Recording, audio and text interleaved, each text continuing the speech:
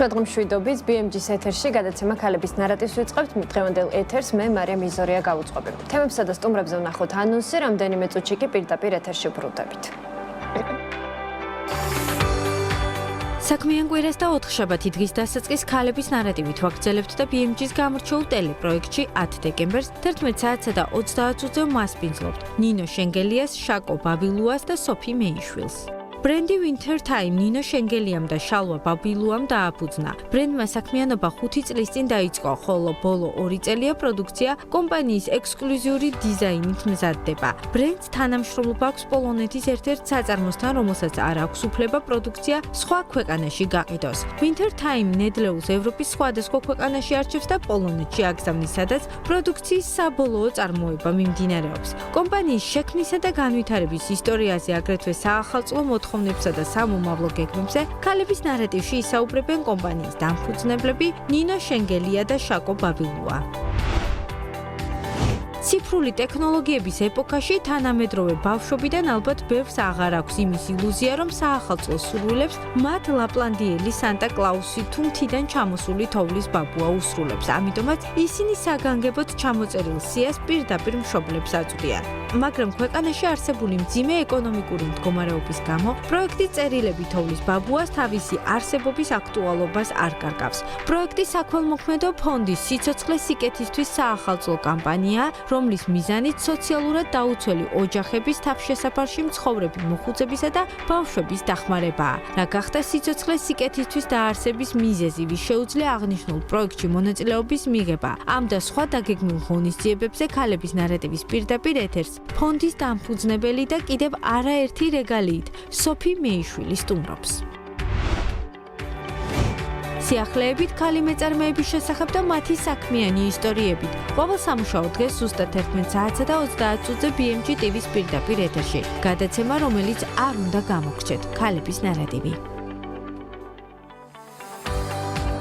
ახალ წლამდე სულ რამდენიმე კვირა გვაშორებს და ეს ის პერიოდია, როდესაც სახლები, ოფისები თუ გარესივრცეები განსაკუთრებულ სიმყუდროვეს იძენს, რადგან ადამიანების სივრცეების გაფორმებას სადღესასწაულო დეკორაციებით მორთვას იწყებენ. ამ პერიოდში მოთხოვნა იზრდება ნაძვის ხეებზე, ნაძვის ხეებთან ერთად კი ყველა სხვა დანარჩენ დეკორაციაზე.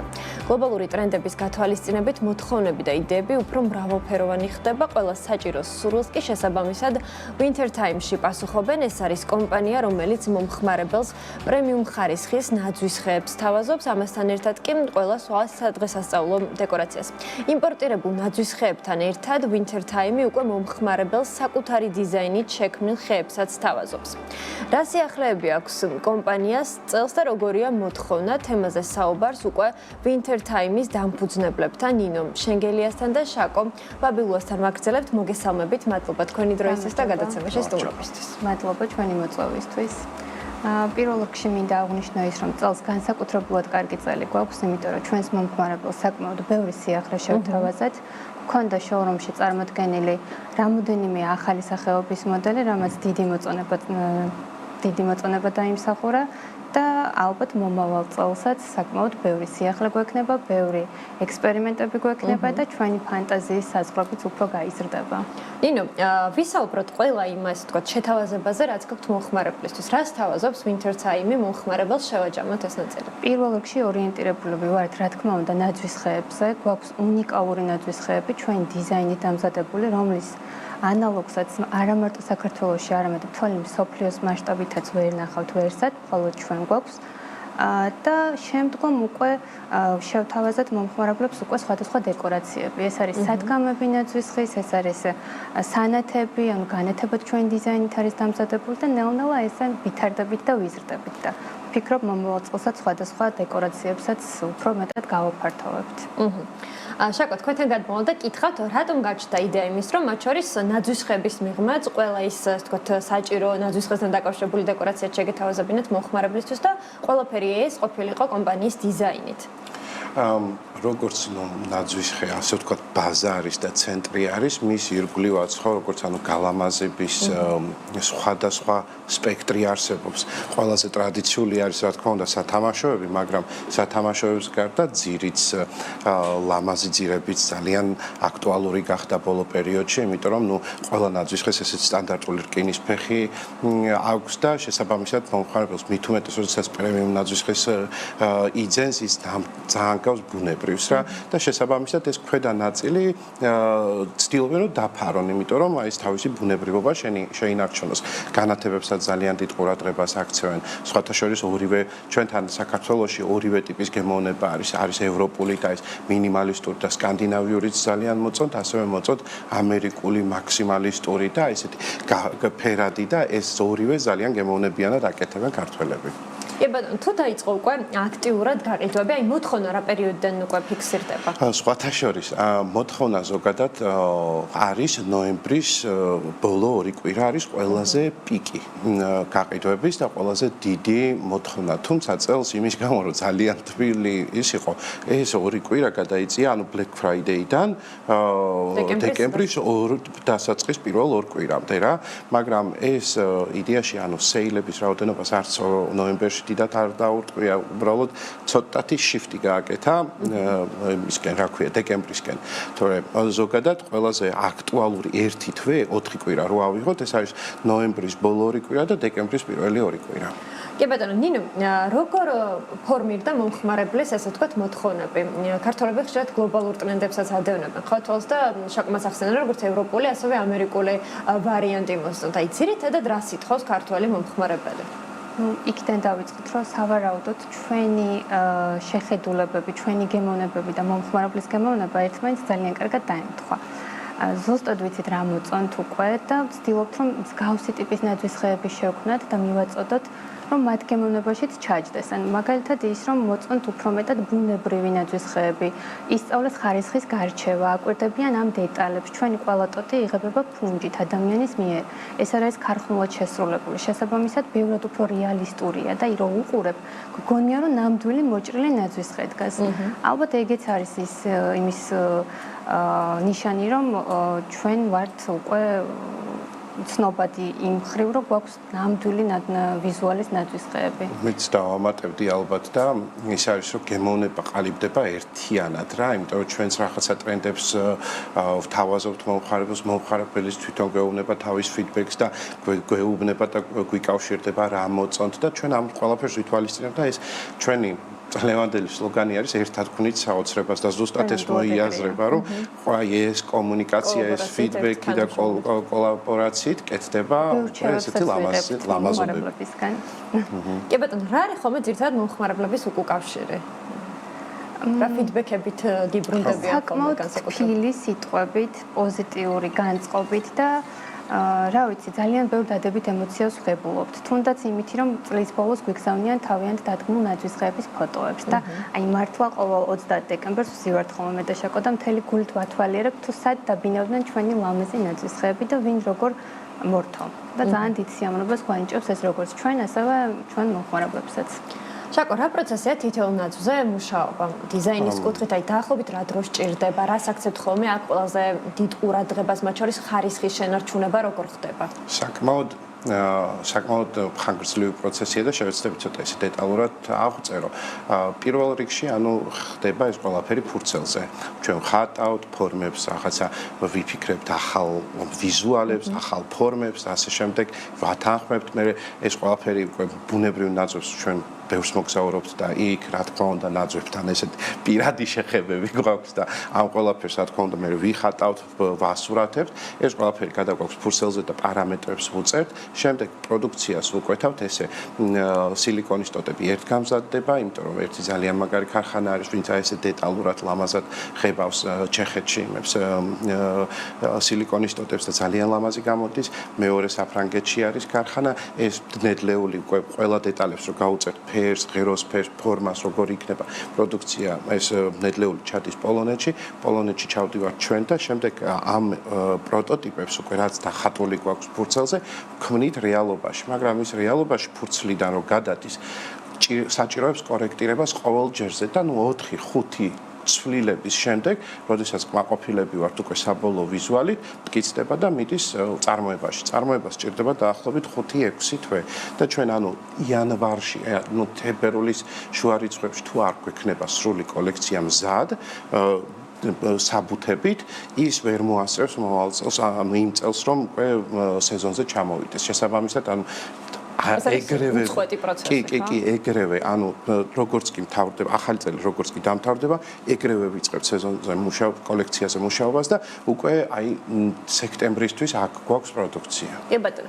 ნინო, თითოეული კოლექცია დაახლოებით რამდენ დიზაინს აერთიანებს ხოლმე? როგორია ამ მხრივ თქვენი სტრატეგია? წელს გვაქვს დაახლოებით 8 დიზაინი და ჯამში 38 მოდელი ზომიდან და ვიზუალურობიდან გამომდინარე. და ვინ არიან ძირითადად თქვენი მომხმარებლები? ეს არიან ფიზიკური პირები, რომლებიც სახლისთვის იძენენ, ასევე ოფისები, კომპანიები, როგორ არის ეს გადანაწილებული თქვენს პორტფოლიოში? ფიზიკური პირები, თუმცა მიხარია ის ფაქტიც, რომ ძალიან ბევრი მსხვილი კომპანია გვყავს პარტნიორებად, ვისთანაც დგას ჩვენი ნაცვის ხეები. და ისინი ინტერესდებიან არის ყველასგან. კი ბატონო. შაკო, თქვენ აღწერეთ სრული პროცესი დიზაინის შექმნიდან უკვე ბოლო მზა პროდუქტამდე. ერთი შეხედვით ეს საკმაოდ დიდ ხარჯებთანაც უნდა იყოს, ხო, დაკავშირებული. ეს არ არის რაღაცა იაფიანი პროცესი.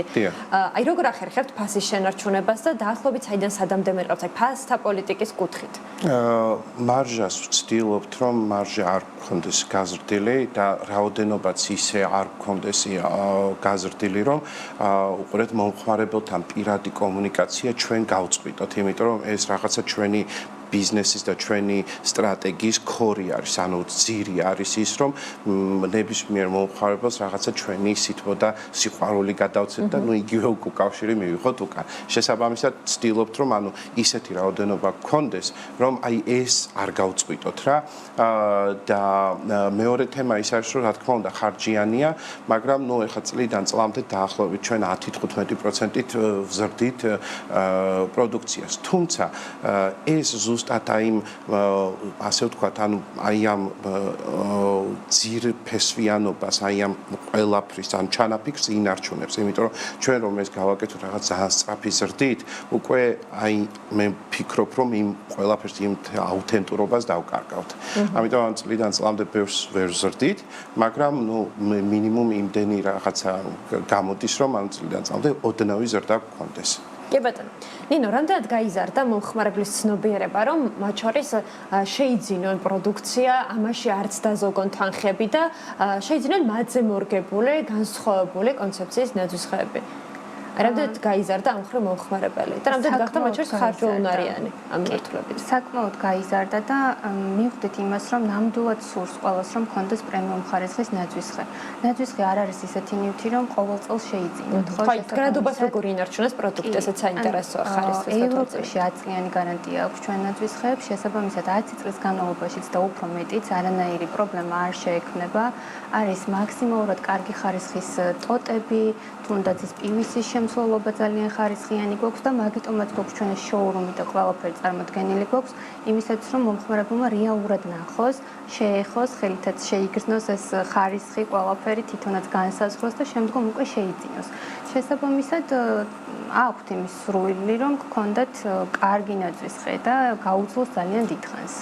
ხო, წლევანდელი გაყიდვების ტენდენციას როგორ შეაფასებთ? აი, გასულ წლებს თუ შევადარებთ, გასულ წელს რამდენად იზრდება მოთხოვნა და მომართვიანობა მომხმარებლის მხრიდან? საკმაოდ იზრდება, ალბათ ამას განაპირობებს ის, რომ უკვე ცნობადობაც გაგვეზარდა და რეალურად ჩვენ გაყიდვებს ვიწყებთ ოქტომბერში, თუმცა გაყიდვების პიკი გვაქვს ხოლმე ნოემბრის ბოლოს, დეკემბრის პირველ რიცხვებში. და ამ ეტაპზე უკვე ჩვენი სრული შემადგენლობის რანაწილი გვაქვს გაყიდული დაახლოებით 90-95%. კი ბატონო. და ახალი წლების შემდგომ უკვე ახალ კოლექციაზე იწყება ფიქრი, ზრუნვა, მუშაობა. უკვე ვიწყებთ რეალურად ყოველ დღე მთავრდება იმით, რომ აი რა შევთავაზოთ მომავალ წელს ჩვენს მომხმარებელს. კი, ეს უკვე პროცესში ვართ ამის, ასე ვთქვათ. კი ბატონო. შაკო, რამდენად რეალურია, რომ ის წარმოების პროცესი, რაც თქვენ აღწერეთ იქ ჩეხეთში, პოლონეთში, რამდენად რეალურია, რომ იყოს საქართველოში? აი, სამომავლო პერსპექტივაში თუ არის ეს თქვენი ამბიციური დიდი გეგმა? რა თქმა უნდა, ორი გეგმა გვაქვს და ორი ოცნება გვაქვს, ასე ვთქვათ. პირველი ის, რომ აი ჩვენი შოურუმი წლიდან წლამდე იყოს რაღაცა ისეთი სავიზიტო ადგილი, სადაც ყველა ადამიანს იქ განურჩევლად, რა ვიცი, იმისა თუ უნდა შეძენა პროდუქციის თუ არა. უბრალოდ შემოვიდეს და რაღაცა იმ პოზიტიური ენერგიით დაიტვირთოს და იმ სილამაზებით, რასაც წლიდან წლამდე შოურუმში მოვაწყობ და ეს მარტო ნაძვისხეების დალაგებას არ გულისხმობს, იქ რაღაცა თემატური გაფორმებით და ასე შემდეგ. ეს გვაქვს პირველი მისია, ასე ვთქვათ, და მეორე მისია არის ზუსტად ამ ისე პროდუქციის საქართველოში გადმოტანა წარმოების მხრივ. თუმცა ეს ცოტა უკვე რთული პროცესი არის, იმიტომ რომ know-how-ს ძალიან დიდი ჭირდება და პროფესიონალები ან აქ უნდა ჩამოიყვანო, ან აქედან უნდა გაუშვა, გადაამზადონ და შემდეგ დანადგარები და ძალიან ბევრი ფაქტორი არის. ეხლა ეს ფინანსურ თემაში მაგრამ განხორციელებადია, უფრო რთული განხორციელების მხრივ არის აი ამ ცოდნის ბაზის ჩამოყალიბება. კი ბატონო. თუმცა ეს რას შეცვლის უკვე კომპანიისთვის წარმოების კუთხითაც, რა წინ გადადგმული ნაბიჯი იქნება და რა შედეგებს მოგცემ? შესაძლებელი იქნება მარტივად გავიდეთ მინიმუმ მეზობელ ქვეყნებში და შემდეგ უკვე ევროპაშიც, იმიტომ რომ თვითონ ევროპაშიც ევროპული პროდუქცია ძალიან ცოტაა ზოგადად, იმიტომ რომ რიტეილშიც როგორც მთელ სოფლიოში ზოგადად ჩინური პროდუქცია დომინირებს. თუმცა მოთხოვნა ევროპაში ძალიან დიდია ხარისხი ამ პროდუქციაზე, საქართველოში და სოფლიოში და შესაბამისად არის ისეთი ადგილები, იქ სადაც პირადად ჩვენ ვიპოვეთ ჩვენი პარტნიორი კომპანიები, ვისაც უკვეთავთ, ზუსტად ამ ადგილებში ჩვენ შეგვეძლება შევთავაზოთ უკვე ჩვენი წარმოებული პროდუქცია და გავიდეთ გლობალურ ბაზარზე. თუ არის მოთხოვნა, გულისხმობ თუ გქონიათ გამოცდილება მომართვიანობა, თუნდაც საცალო მომხმარებელს მოუმართავს, რომ აი უნდა გაგზავნა რომელიმე საერთაშორისო ქვეყანაში თუ გქონია, კი. მაგალითად ჩარშან გავგზავნეთ ირლანდიაში ნაძვისხე. ბელგიაში წელს ესპანეთიდანაც იყო მოთხოვნა საკმაოდ დიდი. ანუ რეალურად არსებობს ხო ექსპორტის პოტენციალი, რომ უფრო დიდი მასშტაბებით. და ჩვენ სამწუხაროდ აქ ინფრასტრუქტურა არ არის ისეთი გამართული, რომ მისაღებ ფასად გავაგზავნოთ, მაგრამ მიუხედავად ამისა მომხმარებელს გადაუხდია თუნდაც 100 და 120 euро, რომ ამ პროდუქციის ტრანსპორტირებაში ეს თანხა გადაეხადა. ნინო, ამ პერიოდის განმავლობაში, რაც კომპანია ოპერირებს, რას მიიჩნევთ ბიზნეს ჭრილშიც, ასევე მომხმარებლის ლოიალობის ჭრილშიც მთავარ მიღწევებად კომპანიის? აი, რა შეძლო Winter Time-მა ამ პერიოდის განმავლობაში? ალბათ ის, რომ ადამიანებთან პირდაპირი კომუნიკაცია ჩვენთვის არის პირველ ადგილას.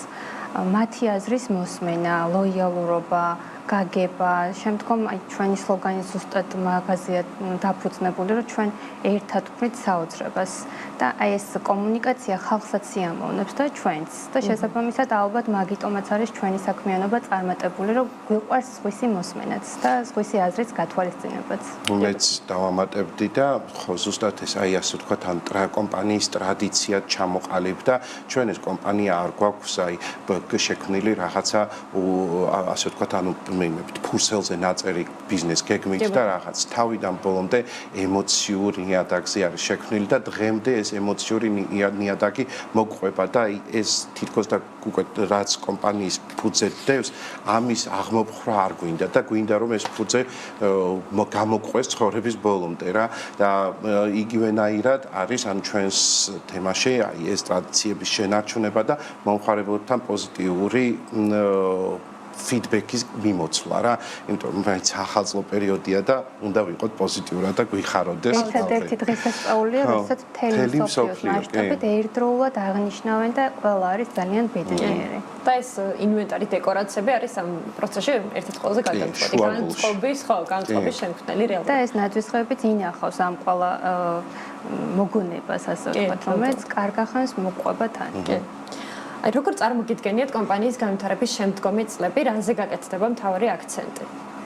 ალბათ პირველ რიგში ჩვენი შოურუმის გაფართოებაზე, უფრო მეტი მოდელების შეთავაზება მომხმარებლისთვის, მეტი აქსესუარების, სრული სპექტრის ჩვენი ქეფი, ამ ჩვენი ეს ჭერი, ასე ვთქვათ, ძალიან მაღალი არის ამ თემაში, იმიტომ რომ ძალიან დიდი ადგილი გვაქვს გასაზრდელად, რა ძალიან ბევრი რაღაცის გაკეთება არის შესაძლებელი და რაც ჯერ არ მოგვიცვია ჩვენ პირადად და გვინდა რომ აი აბსოლუტურად სრულ სპექტრს მოედოთ ახალწლო პროდუქციის და ამის შემდეგ უკვე რა თქმა უნდა, როგორც წინაზე აღვნიშნე, იდეალური იქნებოდა ჩვენი წარმოებაც რომ გაგვეკეთებინა. კი ბატონო. Winter Time იქნება ბრენდი, რომელიც სრულად ახალი წლის პროდუქციაზე იქნება კონცენტრირებული. ხო არ იგეგმება რომ სხვა რაღაცა დეკორაციებს ან სხვა მიმართულებებსაც მოედოს? დიახ, სრულად ახალწლო კონცეფტი იქნება, ასე ვთქვათ, მთელი ამ მისი ცხოვრების განმავლობაში, იმიტომ რომ ჩვენ პირადად შევამჩნიეთ, იმიტომ რომ მე ხარ ბევრ სხვა რაღაცაშიც განცდილება გქონია, მაგრამ შევამჩნიეთ ესეთი რაღაცა, რომ როდესაც ერთ კონკრეტულ დარგს მეტ ყურადღებას აქცევ, ის გამოგდის კარგად. შესაბამისად, ის პერიოდი, როდესაც ჩვენ არ მუშაობთ, ან შოურუმი ღია არ არის, ვუთმობთ მეტ ყურადღებას დროს და სიყვარულს, რომ ეს პროდუქტი შევქმნათ მაქსიმალურად კარგი. კი ბატონო. იმიტომაც გამოგდის კარგი. ძალიან დიდი მადლობა თქვენი დროისთვის, გადაცემაში სტუმრობისთვის და წარმატებები ყველა მიმართულებით. მოკლედ ველოდებით თქვენგან სიახლეებს, განსაკუთრებით წარმოების, გაფართოების და სხვადასხვა ამბების მოსაყოლად გელოდებით კიდევ. დიდი მადლობა. მადლობა კიდევ ერთხელ Winter Time-ის დამფუძნებლებს ნინო შენგელიას და შაკო ბაბილუას მასპინძლობდით, რაც შეეხება ჩვენს მორიგ თემას, გამორჩეულ საშობაო ბაზრობებზე. მოგვიმზადა სიუჟეტი მიკა მეგუთნიშვილმა, ნახოთ სიუჟეტი და რეკლამის შემდგომ უკვე მორიგი საინტერესო თემით ბრუნდებით.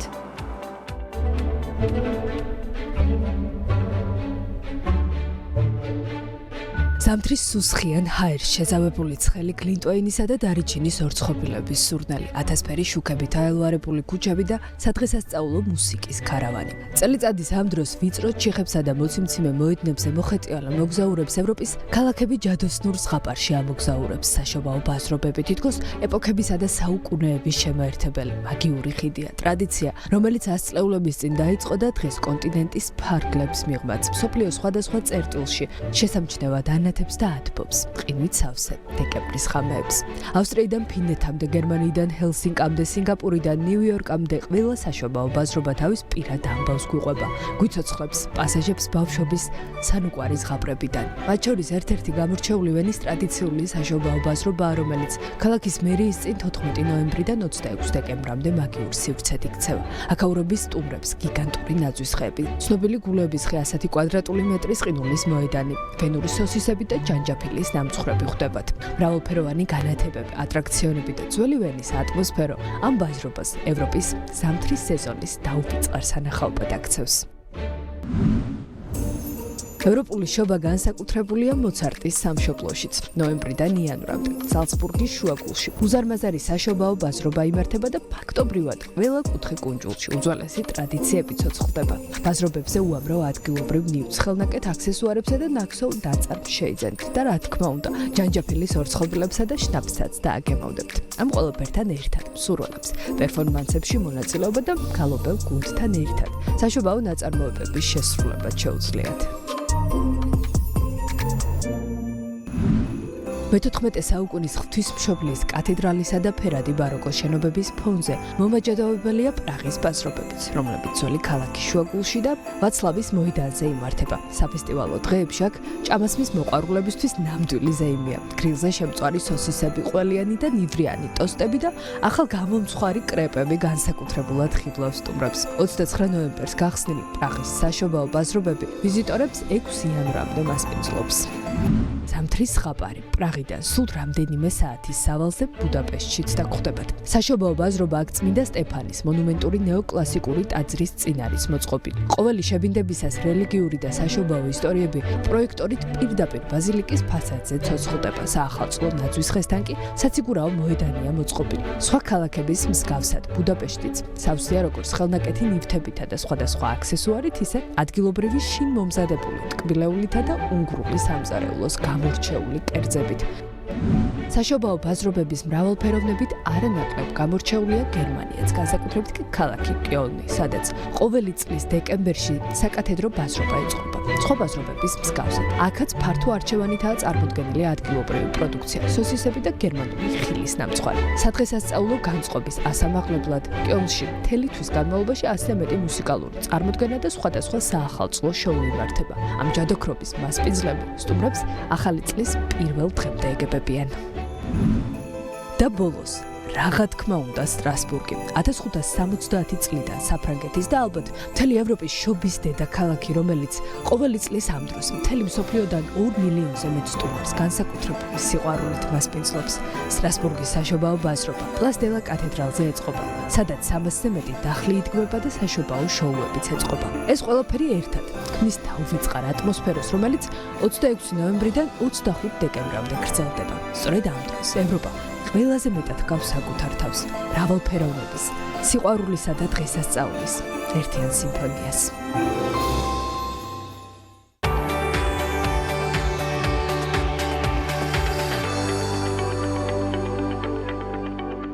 ახალი წელი არის ყველასთვის დღესასწაული, რომლის დროსაც ყველა ადამიანი, განსაკუთრებით კი ბავშვები აუცილებლად ბედნიერები უნდა იყვნენ. თუმცა სხვადასხვა სოციალური პრობლემების გამო ხშირად ეს ასე არ ხდება და ხშირად ბავშვები საჩუქრების გარეშე რჩებიან. მშობლებამდე მიტანილი საახალწლო სურვილების სია კი შეუსრულებელი რჩება.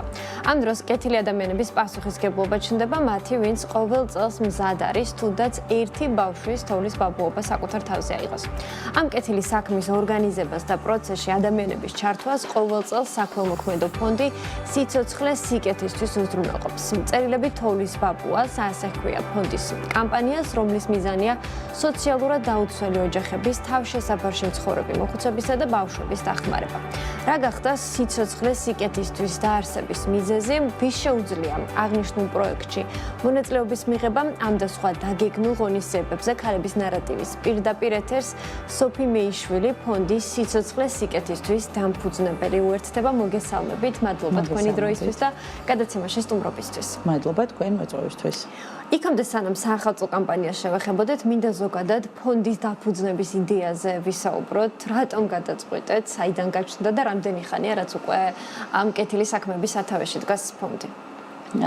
ზოგადად საქველმოქმედო საქმიანობით გადაცებული ვიყავი ბავშვობიდან, სულ ადამიანების დახმარებით ვიყავი ხოლმე დაინტერესებული და 12 წლის წინ გადავწყვიტე, რომ ახალი წელი, რომელიც ჩემთვის უსაყვარლესი დღესასწაულია და წლის ყველაზე ესეთი საყვარელი თვეა დეკემბერი. ყველასთვის კი. აი ბავშვობიდან ჩვენ ოჯახში იყო ხოლმე რაღაცა განსხვავებული და გამორჩეული დღესასწაული და მართლაც აი სასწაულები ხდებოდა ხოლმე. და გადავწყვეტე, რომ არა მხოლოდ ჩემთვის უნდა ყოფილიყო ეგ, მინდოდა რომ სხვა ადამიანებისთვისაც შემექმნა რაღაც ახალწლო განწყობა. Facebook გვერდზე დავწერე, რომ მინდოდა მოხუცებულთა სახლში წასვლა, რადგანაც ბავშვებთან ყოველთვის მიდიან ხოლმე და მოხუცებული რაღაც ჭრდილში არიან და გამომეხმაურნენ მეგობრები. წავედით მოხუცებულთა სახლში, Google-ში ჩავწერე პირველივე რომელიც ამოვარდა, დავრეკე იმ მოხუცებულთა სახლში და წავედით. ძალიან გავახარეთ მოხუცები და ჩვენც რაღაცა თან სევდიანი იყო, მაგრამ თან აი ამდენი ბედნიერი ისახე რომ ნახეთ, რაღაც ესე გავყვადით ხანს ეს ემოცია. შემდეგ დედის დღესთან დაკავშირებით გადავწყვეტე ისევ რომ წავსულიყავი ამ მოხუცებულთა სახლში, ისევ დავწერე ამ ჩემ Facebook გვერდზე და კიდე მეგობრების ხვები შემომიერთნენ და იმათი მეგობრები უკვე. და რადგანაც სხვა ადამიანების ჩართულობა იყო ამ აქტივობებში, ყოველთვის აინტერესებთ ადამიანებს სად მიდის თავიანთი გაღებული თუნდაც ერთი ლარი. ამიტომ გადავწყვეტეთ რომ მიგვეცა სახე უფრო ოფიციალური ამ ყველაფრისთვის და 11 წლის შემდეგ 11 წლის წინ დაარსდა ფონდი სიცოცხლეს სიკეთისთვის. 5 ადამიანი ვიყავით თავიდან და ეხლა შემოვჭრით მე და ჩემი მეუღლე. და ნათია გვყავს კიდე ერთი უსაყვარლესი წევრი, რომელიც აქტიურად გვეხმარება ხოლმე. კი ბატონო, როგორ ახერხებს ფონდი არსებობა სხვადასხვა პროექტების შრილში? ეს არის სრულად კეთილი ადამიანების ნებაზე დაფუძნებული ორგანიზაცია, ხო? დიახ. ჩვენ არ გვყავს სპონსორი.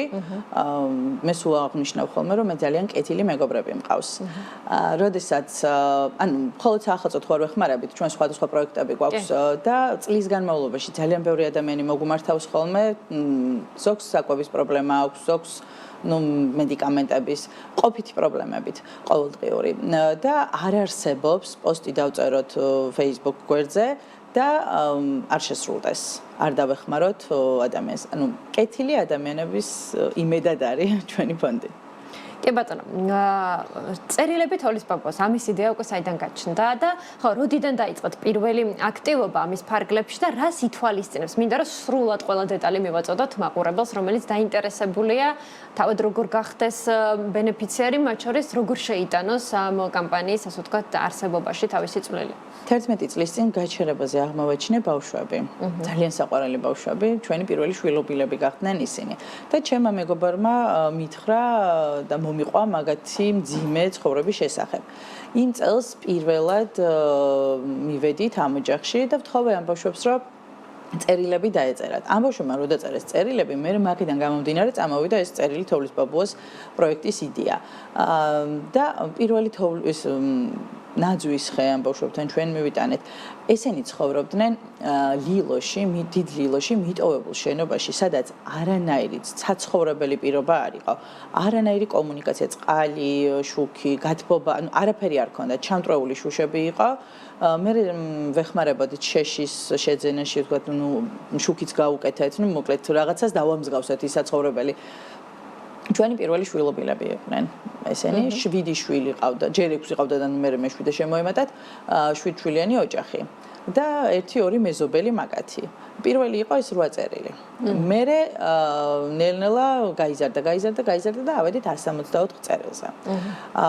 მხოლოდ წერილები არა, ჩვენ ვცდილობთ რომ ამ ბავშვებს არ ქონდეთ მხოლოდ საჩუქარი ახალი წლის ღამეს, ხშირად გვწერენ ხოლმე რომ მათ უნდათ გემრიელი საჭმელები მოუტანოს თოვლის ბაბუ. და ყოველთვის ვცდილობთ რაც შეიძლება მეტ ოჯახს ქონდეს საახალწლო სუფრა, თუნდაც იმ ერთი ღამით იყოს მათთვის განსხვავებული საღამო. ჩართულობას რაც შეეხება აუცილებლად უნდა იყვნენ სოციალურად დაუცველი პირები, უნდა გამოგვიგზავნონ ამონაწერი, იმიტომ რომ რაღაც გაურკვევლობები მოყვება ხოლმე, მაგას თუ საბუთით არ არის ხოლმე, იმიტომ რომ ვიღაცები ცდილობენ ხოლმე, რომ თქვათ არა ნაკლებად რო სჭირდებათ ისეთ ადამიანების ჩართულობას, ვცდილობთ რომ ავერიდათ. და პირადობა, სოციალური ამონაწერი და წერილი. 14 წლამდე ბავშვი, მაქსიმუმ 14 წელი, ნუ მეტი აღზემოთ აღარ. და თოვლის ბაბუებს რაც შეეხება, შეუძლიათ შემოვიძახდნენ ჩვენს გვერდზე. და გადაათვალიერონ წერილები, რომელ წერილსაც არ ყავს თოვლის ბებო ან ბაბუ, შეუძლიათ აირჩიონ ის წერილი. ასევე ჩვენ გამოფენა გვაქვს 28 დეკემბერს ჰოლიდეინში, საქველმოქმედო, რომელიც ემსახურება შემოსული თანხით უნდა გავაკეთოთ ორგანიზება ამ საახალწლო სუფრების. ასევე მხოლოდ ბავშვები არ ყავს, ჩვენ ყავს ბებოებიც და ბაბუებიც. თავშესაფრიდან წერენ ხოლმე წერილებს, ისეთ საყვარლებელია, ზოგს პომადა უნდა, ზოგს მანდარინი, ზოგს ლამაზი კაბა. და ვცდილობთ იმათაც გაულამაზოთ ახალი წელი. კი ბატონო, ახლა თუ არის უკვე წერილების რაოდენობა და როდიდან იწყება ხოლმე განსაკუთრებული სამზადისი და რა პერიოდი აქვთ უკვე ამ პროცესში ჩართულ ადამიანებს იმისთვის, რომ ეს საჩუქრები დაარიგონ, გადაანაწილონ, ჩვენ ეთერამდე ვსაუბრობდით ვადამდე, ხო, ეს რაღაც ძველი ახალწლამდე პერიოდამდე უნდა მოხდეს. დიახ, ბოლო 11 წელია, ნოემბრის ბოლო არ არსებობს ამ წინა საახალწლო ფაციფოცის გარეშე.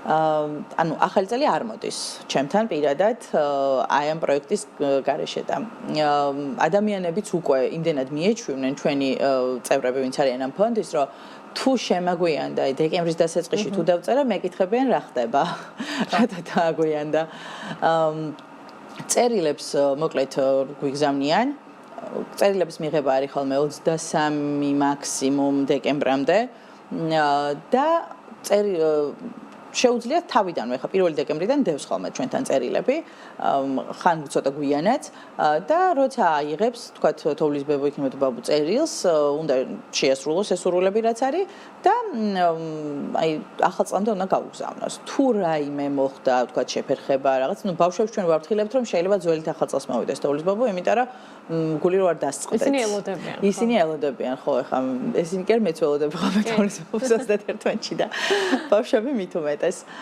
და რაღაცა ტრადიციასავით ჩამოყალიბდა ოჯახები არიან ჩართულები შვილებით და თავიანთი შვილები მიყავთ იმ ოჯახებში ბავშვებთან თვითონ მიაქვთ საჩუქრები და რაღაცა ისეთი ლამაზი ტრადიცია. კი და მნიშვნელოვანია რომ ბავშვობის აი პატარა ასაკიდანვე იცოდეს ბავშვმა რამდენად მნიშვნელოვანია თქვენ ახსენეთ რომ ბავშვობიდანვე იყო თქვენ მისგან ინტერესი რომ სხვებს ახმარებოდით და აი ამ ასაკიდანვე უნდა მოხდეს გააზრება რომ შემდგომ უკვე ზრდასრულ ადამიანს ქონდეს ცნობიერი რომ აუცილებელია მისი ჩართულობა სხვა ადამიანების კეთილდღეობის კი ნამდვილად ჩემი შვილი მე ორი შვილი მყავს ერთი პატარაა 9 თვის მეორე 5 წლის და ის აქტიურად ჩართულია უკვე ამ პროცესში ვის საჩუქარი ვინმე სხვა არ დარჩა თქვათ ისე წლის განმავლობაში საკვები ვინმე ხო არ დარჩა ვინმე სხვა აი უკვე ზრუნავს სხვა ადამიანებზე და ვფიქრობ ბავშვობიდან როდესაც ეს იწყება მე სხვანაირი ადამიანები იზრდებიან.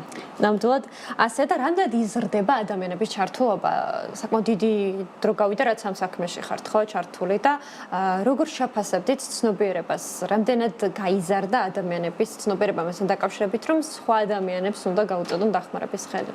ვფიქრობ რომ საკმაოდ გაიზარდა 11 წელია უკვე რაც ეს პროექტი მიმდინარეობს და როგორც გითხარით 8 წერილით დავიწყეთ და 164 წერილზე ავედით. მე ფიზიკურად ვერ შევძლებ მარტო 164 ბავშვის გახარებას. სამწუხაროდ არ მაქვს მაგის შესაძლებლობა და ადამიანები ვფიქრობ რომ უკვე ვალდებულებაში ანუ რო მოდის დეკემბერი რაღაცა ყველა მობილიზდება ხოლმე რომ აი მარტო თვითონ არა აი სხვებსაც და ეს ნელ-ნელა იზრდება. და საუბრობდით წეგან სანამ ეთერში შემოვიდოდით რომ რაღაც წერილები უბრალოდ ჩვენი ბენეფიციარები გამოეთიშნენ ამ პროექტს თავიანთივე ინიციატივით იმიტომ რომ გვითხრეს რომ თქვენი ჩართულობა ამ ეტაპზე ჩვენ აღარ გვჭირდება და ვისაც უფრო სჭირდება იმათ დაეხმარეთ. ეს ძალიან დიდი მიღწევა ალბათ ყველაზე დიდი მიღწევა ხო? კი, ძალიან გამიხარდება თუ საერთოდ აღარ იქნება საჭირო წერილი თოვლის ბაბუს სოციალურად დაუცველი ბავშვებისთვის. რამე სხვა აქტივობას მოვიფიქრებთ მე. არ მინდა ძალიან ესეთი დეტალები გავაჟღეროთ, თუმცა რა არის ხოლმე წერილები? აი რა სიტყვენ ბავშვები? აი რა ამით მინდა წარმოვაჩინოთ ის რეალობა რაც არსებობს. წერილები ზოგჯერ ძალიან მინიმალური მოთხოვნები აქვთ ხო მათ? წერილებით მიხვდებით ოჯახის ეკონომიკური მდგომარეობის ცვლილებას. ბავშვი, რამოდენიმე წერილი ახლა რაც მახსენდება, ვინც თავიდან მოუყვება. ადრე რომ წერდნენ, რომ თოვლის ბაბუ მომიტანოს ბარნი და ბანანი და 1-2-3 წლის მერე რომ მომწერა თოჯინა უნდა და მივხვდი რომ იქ რაღაც შეიცვალა. დადებითისკენ. კი, დადებითისკენ. არის ეგეთი ცვლილებებიც. საბედნიეროდ. ითხოვენ ხოლმე სამწუხაროდ თბილ ტანსაცმელს, თქვათ, თბილი ტანსაცმელი და ტკბილეული უნდათ. ითხოვენ, მაგალითად, პროექტორიც უნდათ. ანუ მან შეაშენ სხვა სურვილები იყო. და ვცდილობთ ხოლმე რომ აი როცა უწერენ რომ ტელეფონი მე მესმის ყველა ბავშვს უნდა კი. რაღაცა ტელეფონის გაჯეტები აი ყველაფერი ხო, მაგრამ როდესაც სხვა ბავშვებს შეიძლება ვერ შეუსრულდეს ელემენტარული თუნდაც ის თბილი სპორტულები, ვეუბნები რომ იქნებ დაგვიკორექტიროთ წერილი და რაღაც ისეთი გამოგვიგზავნოთ შესრულებადი რომ იყოს. და მთელი რესურსი არ წავიდეს ერთ ბავშვზე. კომპანიები რამდენად ერთვებიან? თუ არა მხრივ კომპანიების ჩართულობა სხვათა შორის ბოლო 2-3 წელია ცოტა ნელ-ნელა რაღაცები დაიწყო. აი სივრცის გამოყოფის მხრივ გამოფენა როცა გვჭირდება ხოლმე ეხაც ჩაერთნენ და რა თქმა უნდა საქველმოქმედო რადგანაც არის უსასყიდლოდ დაგვითმეს ის სივრცე. მე რეკლამაში რო ჩამეთვალოს რამოდენიმე კომპანია არის ვინც ჩართულია ხოლმე, თქვათ, აი გამოფენაზე როდესაც გვჭირდება გამასპინძლება სტუმრების ღვინის კომპანიაა ჩართული მაგალითად ამ ამბავში. და ზოგჯერ არის ხოლმე რომ აი რამოდენიმე კომპანია რამოდენიმე წერილს იღებს, თქვათ და პირადად ასრულებს, თქვათ ერთ ოჯახში რო 5 ბავშვია, აიღებს იმ ოჯახს და უზრუნველყოფს იმ ბავშვების საჩუქრებს და საკვებს. კი ბატონო. გეგმებზეც კითხავთ ბოლოს რა გაქვთ შემდგომი სამოო პროექტები დაგეგმილი თუ არის ასეთი? ჩვენ გვაქვს ყოველწლიურად წერილები თოვლის ბაბუს, სააღდგომო პროექტი ბავშვთა დაცვის დღესთან დაკავშირებით და წინასასკოლო. ბავშვთა დაცვის დღესთან დაკავშირებით და საახალწლო პროექტში ძალიან გვეხმარება ილუზიების მუზეუმი, იმიტომ რომ მარტო საჩუქრები რო გავუგზავნოთ, არა, რაღაცა რო ნახონ, რაღაცა განსხვავებული იყოს, ხო. მათთვის ყოველთვის გვაქვს ხოლმე კოდი ამ ბავშვებისთვის და როდის უნდა დაურეკოთ და უთხრით თვითონ შემოგთავაზეს ეგ თავიდან და ეხლა უკვე ჩვენც რო ვუკავშირდებით არასოდეს ის არ აქვთ ხოლმე პრობლემა ყოველთვის ჩვენს ბენეფიციარებს სიხარულით მასპინძლობენ. და აი ამ პროექტებს ვაგრძელებთ ყოველწლიურად და რა ვიცი, სანამ საჭიროება იქნება, მანამდე გავაგრძელებთ. ძალიან დიდი მადლობა გადაცემაში სტუმრობისთვის და მადლობა იმ ამბებისთვის, რაც მოგვიტანეთ დღეს და გელოდებით კიდევ მოკლედ ჩვენი იმედი სულ გქონდეთ ამ ნაწილში. დიდი მადლობა. მადლობა კიდევ ერთხელ სოფი მეიშვილი ფონდის სიცოცხლე სიკეთისთვის დამფუძნებელი სტუმრობდა გადაცემაში. მომდევნო თემაზე უნდა გადავინაცვლოთ ბრიტანულმა გავლენიანმა გამოცემამ Financial Times-მა 2025 წლის გავლენიანი ადამიანების სია გამოაქვეყნა, რომელიც სხვადასხვა კატეგორიას, მათ შორის ლიდერების, კრეატორების მიმართულებას აერთიანებს. 25 ადამიანისგან შემდგარ სიაში ერთ-ერთი მაგალითად Blaze მეტრეველია, MI6-ის პირველი ქალი უფროსი, რომლის გვარზეც მათ შორის საერთაშორისო მედია წერდა, რომ ქართულია და მის აღმოსავლეთ ევროპულ მემკვიდრეობას ასახავს. Financial Times-ის სიას გადავხედოთ, მე კი ხვალამდე გემშვიდობებით. თუკი ფინანსური კეთილდღეობის ან თუნდაც პირადი სიმდიდრის დათვლა ასე თუ ისე უპრობლემოდ შეიძლება. იმავეს ვერ ვიტყვით გავლენის შეფასებაზე, რომელიც ხშირად საერთოდაც არ იზომება ფინანსური ხელსაწყოებით. აი სწორედ ეს მიზანი დაისახა გავლენიანმა ბრიტანულმა გამოცემა Financial Times-მა, რომელმაც წელს პირველად წარადგინა ყველაზე გავლენიანთა სია. პოლიტიკური ძვრებისა და ფინანსური მაჩვენებლებისგან განსხვავებით, რეალური გავლენის გაზომა ურთულესი ამოცანაა. სწორედ ამ სირთულის გამო მსგავსი რეიტინგები ხშირად მხოლოდ მაღალი თანამდებობის პირთა ჩამონათვლად იქცევა. თუმცა Financial Times-ის სადებიუტო სია სრულიად სხვა ამბიციას ემსახურება. გამოცემამ ტრადიციულ მეტრიკებზე უარი თქვა და საკუთარ რეპორტიორებს, კონტრიბუტორებს და რედაქტორებს დაუსვა ერთი მთავარი კითხვა: ვინ მოახდინა წელს რეალური ცვლილებები? შედეგად მივიღეთ არა რანჟირებული რეიტინგი პირველი და ბოლო ადგილებით, არამედ 25 ადამიანისგან შემდგარი ეკლექტიკური ჯგუფი. სია აერთიანებს პოლიტიკის, ბიზნესის, მედიის, ხელოვნებისა და სპორტის წარმომადგენლებს. ადამიანებს, რომელთა ნიჭმა, აღმოჩენება, იდეებმა თუ პირადმა მაგალითებმა სამყარო შეცვალა. საინტერესოა პროექტის ფორმატიც. ნომინანტების შესახებ ესები არა ჟურნალისტებმა, არამედ მათმა ცნობილმა კოლეგებმა და სხვადასხვა ინდუსტრიის ლიდერებმა მოამზადეს. ყველაზე გავლენიანი ფიგურების სია ლიდერების კატეგორიით გავხსნათ, სადაც ჩვენთვის განსაკუთრებული ყურადღება Blaze მეტრეველმა მიიქცია. ამ წლის ივნისში ცნობილი გახდა, რომ ის 116 წლიანი ისტორიის მანძილზე ბრიტანეთის საგარეო დაზვერვის სამსახურის MI6-ის პირველი ქალი უფროსი გახდა. 47 წლის მეტრეველმა, რომელიც MI6 1999 წელს შეუერთდა და იქამდე ტექნოლოგიების დეპარტამენტს ხელმძღვანელობდა, თანამდებობა ოქტომბრიდან გადაიბარა.